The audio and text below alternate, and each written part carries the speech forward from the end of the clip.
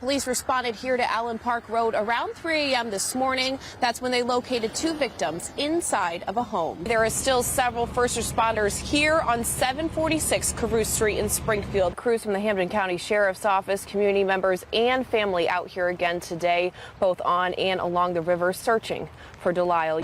That's right, Amanda. As you can see behind me, it is still a very active scene here on Page Boulevard. Earlier today, I spoke with travelers here at Bradley Airport who say it's been nice and easy not having to abide by the shoe policy restriction. Abby, the streets here in downtown Northampton are full with people having fun, celebrating the last final day of 2024.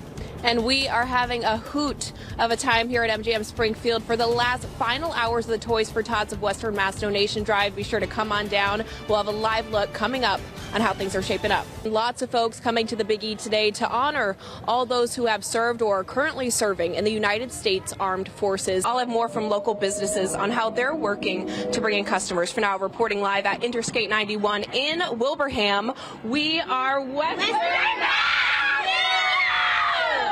Chris and Amanda, we are on the hunt for snow this evening. However, we haven't had any luck yet. Over here in Blandford, we haven't seen too many drivers on the road, but they are certainly prepared for any icy conditions that may come in later. We saw a salt truck go by just a few minutes ago. The whole sky was red because the fire was so out of control. Construction catching fire Friday night on Olympia Drive in Amherst. The fire spreading to a neighboring high-rise apartment building. One of my neighbors had been walking his dog down there, and he said he heard an explosion and then the flames. We saw probably 10 fire engines fly by super fast, and we were really concerned. The fire directly impacting UMass Amherst students. Western Mass News was first on scene Friday night. Onlookers expressing with us their thoughts, calling the incident a tragedy.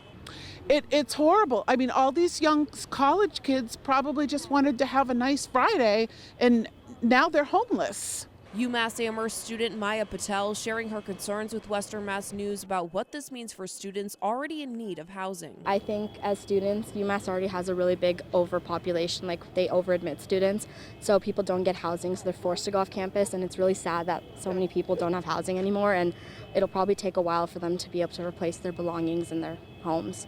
Other UMass students telling us the lesson they hope folks can take away from something like this. Just to appreciate everything that you have, because I feel so bad for them. If that was my stuff, I'd be devastated. So just appreciate everything you have, and I'm definitely going to be more grateful now. You can always buy things, you can always replace items, but you can't replace yourself. So as long as they're okay and with the ones that they care about, that's what matters the most. Reporting in Amherst, Addie Patterson, Western Mass News. Today in Pittsfield, 2 women were arraigned on criminal charges for the death of a 12-year-old girl last year after she drowned while at summer camp. Thanks for joining us, everyone, on Western Mass News at 11 on this Monday. I'm Addie Patterson. Trinity Health in New England, parent company of Mercy Medical Center, is now responding to rumors that they are potentially being acquired by Baystate Health. Staying in Springfield, we have the latest on a frightening scene in the North Branch Parkway area Thursday night, where police were searching for several suspects believed to be armed and dangerous. Abby, I caught up with supporters of either side of tomorrow's ticket, and while they may be divided on policy, both parties tell me the goal of this election is unity. Don't want to say the day after the election, why didn't I do more? On Monday, community members in Longmeadow stood out and showed their support for Vice President Kamala Harris in the 2024 presidential election. She has a positive message.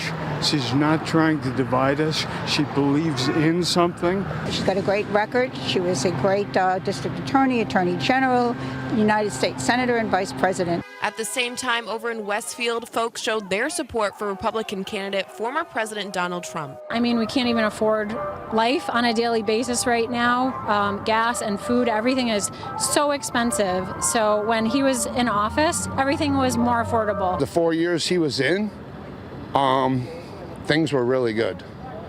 I actually was able to survive. Right now, I'm pretty much almost looking at being on the street. Western Mass News spoke with Holyoke resident John Lakis. He explains the message he wants people to take away from Monday's standout in Westfield. We want our country to get better. That's all we want. We want to get along with everybody. We want this country united, not divided.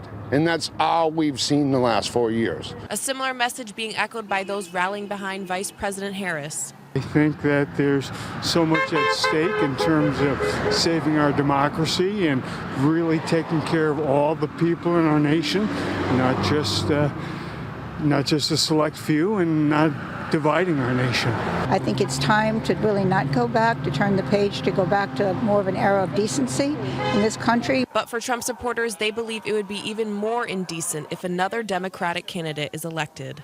We need somebody who knows what's going on, knows what to do. The economy was good, no wars, everybody got paid, everybody had money in their pockets. He locked up the border. He didn't allow what this administration has done. Westfield resident Miguel Gomez says the answer on who to vote for is simple. The biggest question for me that I have for everybody is, were you better when Trump was in the administration, or are you better now? But no matter the outcome of the election, voters tell Western Mass News they'll continue to strive for unity. We're still neighbors. I don't think the other side believes that. We're still neighbors, however you vote. And that's scary. And election team coverage continues tomorrow here on the networks of Western Mass News. Be sure to stick with us both on air and online for the latest updates. For now, reporting in studio, Addie Patterson for Western Mass News.